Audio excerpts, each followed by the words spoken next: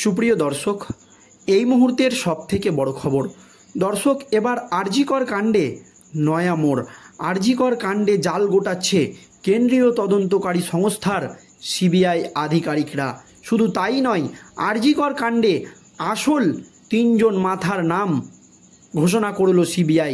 এবং কেন এই তিনজন এই ঘটনার সঙ্গে যুক্ত, সাংবাদিকদের সামনে জানালো কেন্দ্রীয় তদন্তকারী সংস্থার সিবিআই আধিকারিকরা। দর্শক, আজকের এই প্রতিবেদনে এই তিনজন বড় মাথার নাম ঘোষণা করব এবং কি জানিয়েছেন কেন্দ্রীয় তদন্তকারী সংস্থার সিবিআই আধিকারিকরা আপনাদেরকে জানাবো। তবে দর্শক, আপনারা সকলেই জানেন এই আরজিকর কাণ্ডে মহিলা চিকিৎসকের মৃত্যুর ঘটনায় রাজ্য রাজনীতি একেবারে তোলপাড়। প্রবল চাপে রয়েছে এই তদন্ত নিয়ে কেন্দ্রীয় তদন্তকারী সংস্থার সিবিআই আধিকারিকরা। এক কথায় বাংলার মুখ্যমন্ত্রী মমতা ব্যানার্জি।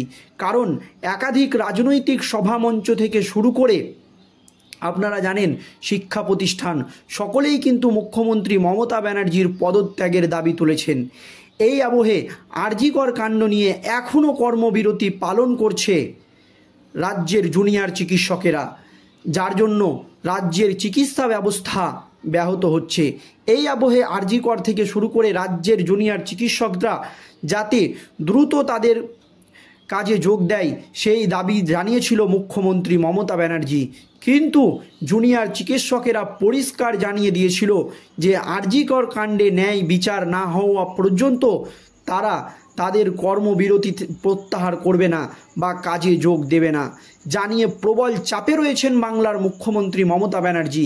এই আবহে মুখ্যমন্ত্রী কেন্দ্রীয় তদন্তকারী সংস্থার সিবিআই আধিকারিকদেরকে হুঁশিয়ারি দিচ্ছে যে কলকাতা পুলিশ মাত্র 24 ঘন্টার মধ্যে একজনকে গ্রেপ্তার করেছিল, কিন্তু সিবিআইয়ের হাতে তদন্তভার গেলেও এখনও কেন 15 থেকে 16 দিন পার হয়ে গেলেও কেন কেন্দ্রীয় তদন্তকারী সংস্থার সিবিআই আধিকারিকরা একজনকেও গ্রেপ্তার করতে পারল না, সেই প্রশ্ন তুলে দিয়েছিল মুখ্যমন্ত্রী মমতা ব্যানার্জি। আর এবারই আরজিকর কাণ্ডে আসল তিনজন মাথার নাম ঘোষণা করে দিল সিবিআই।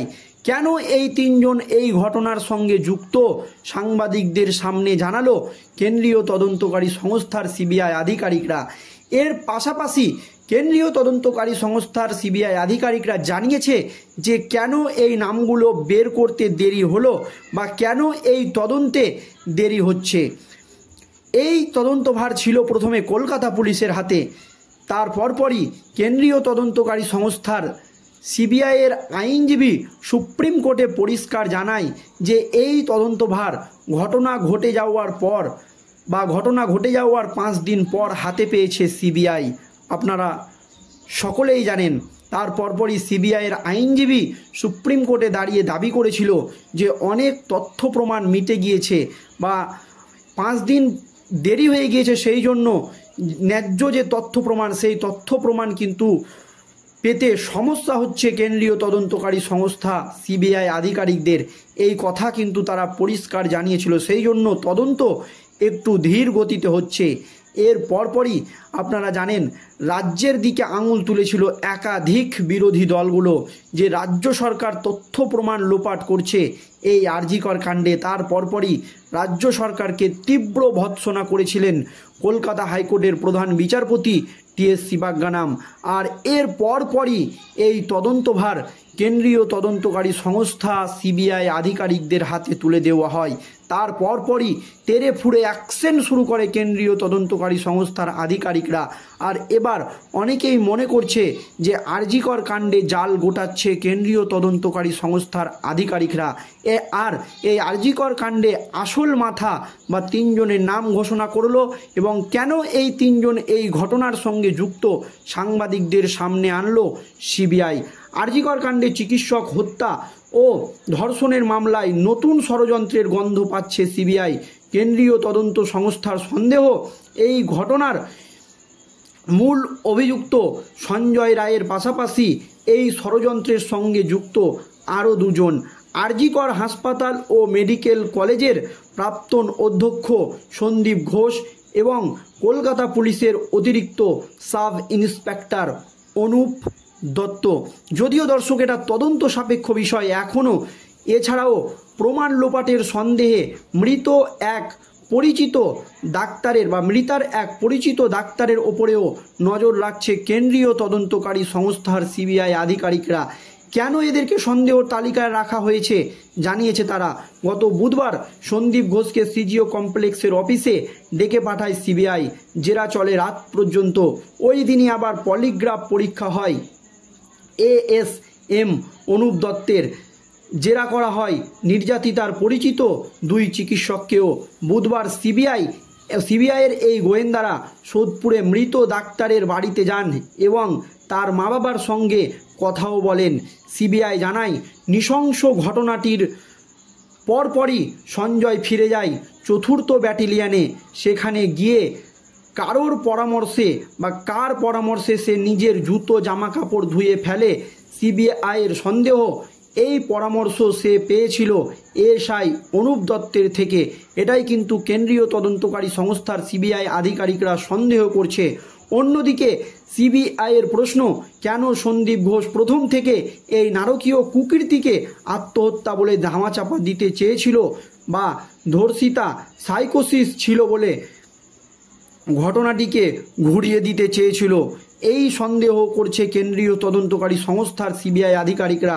সিবিআই সূত্রের খবর, ঘটনাটি ঘটার পর খবর পেয়ে সন্দীপ ঘোষ কোনো পদক্ষেপ করেনি, খবর দেননি পুলিশেও, বরং তিনি অকুলস্থে নিজের লোক পাঠিয়ে পরিস্থিতি আঁচ করার চেষ্টা করেন। স্বাস্থ্য দপ্তরের কর্তাদের ফোন করে জানতে চান কী কর্তব্য। ঘটনাটি ঘটার প্রায় 40 মিনিট পরে পুলিশকে খবর দেওয়া হয় এবং কর্ডন করার কাজ শুরু করা হয়। এর পরপরই 9 আগস্ট সকালে আরজিকর মেডিকেল কলেজে হাসপাতাল থেকে উদ্ধার হয় একজন স্নাতকোত্তর প্রশিক্ষিত ডাক্তারের অর্ধনগ্ন মৃতদেহ। তদন্তে জানা যায়, মৃতাকে নৃশংসভাবে ধর্ষণ ও হত্যা করা হয়। ঘটনার জেরে উত্তাল কলকাতা সহ সমস্ত রাজ্য এবং তদন্ত চলছে। দোষীরা এখনও অধরা। আর এই আবহে কেন্দ্রীয় তদন্তকারী সংস্থার সিবিআইয়ের দাবি যে নৃশংস ঘটনার পরপরই সঞ্জয় ফিরে যায় 4th ব্যাটালিয়নে। সেখানে গিয়ে কার পরামর্শে সে নিজের জুতো কাপড় ধুয়ে ফেলেছিল। সিবিআইয়ের সন্দেহ, এই পরামর্শ সে পেয়েছিল এএসআই অনুপ দত্তের থেকেই। অন্যদিকে সিবিআইয়ের প্রশ্ন, কেন সন্দীপ ঘোষ প্রথম থেকেই এই নারকীয় কুকৃতিকে আত্মহত্যা বলে ধামাচাপা দিতে চাইছিল বা ধর্ষিতা সাইকোসিস ছিল বলে ঘটনাকে লুকিয়ে দিতে চাইছিল, সেটাই এখন খতিয়ে দেখছে কেন্দ্রীয় তদন্তকারী সংস্থার সিবিআই আধিকারিকরা। আপনারা জানেন যে এই আরজি করের নানান কুকীর্তি বা সন্দীপ ঘোষের কুকীর্তি সামনে আসছে, আর্থিক দুর্নীতি, সেই সমস্ত কথাই কি জানতে পেরেছিল এই মৃতা চিকিৎসক? সেই জন্যই কি তার সঙ্গে এই ধরনের ঘটনা? তাও কিন্তু সন্দেহের মধ্যেই থাকছে। দর্শক, এই নিয়ে আপনাদের মতামত অবশ্যই কমেন্টে জানাবেন।